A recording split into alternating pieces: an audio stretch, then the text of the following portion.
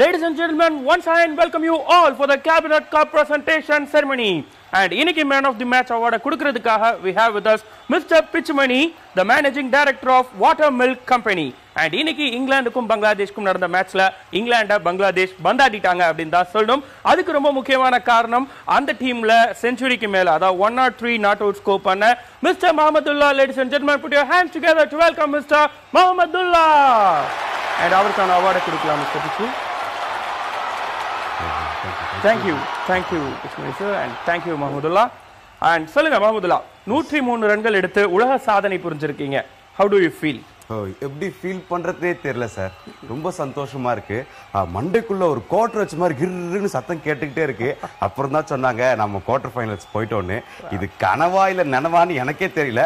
அதனால தான் third umpire கிட்ட கேட்க சொல்லியிருக்கேன். உலக கோப்பை மேட்சஸ்லயே வந்து முதல் முறையா பங்களாதேஷ்ல இருந்து ஒருத்தர் செஞ்சுரி போட்டிருக்கீங்க. அது மட்டும் இல்லாம முதல் முறையா உலக கோப்பையில குவார்டர் ஃபைனலுக்குள்ள பங்களாதேஷ். என்ன நினைக்கிறீங்க? கண்டிப்பா இது ஒரு team work.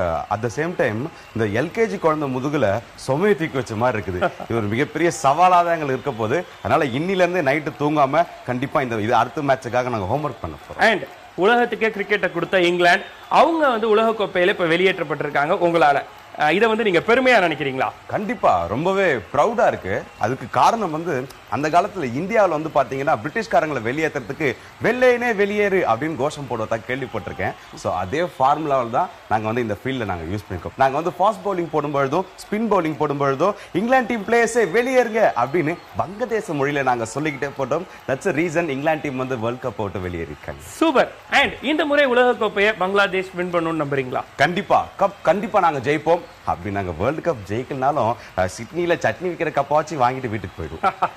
Thank you, Mr. Mahmudullah. All the best for your team and yourself.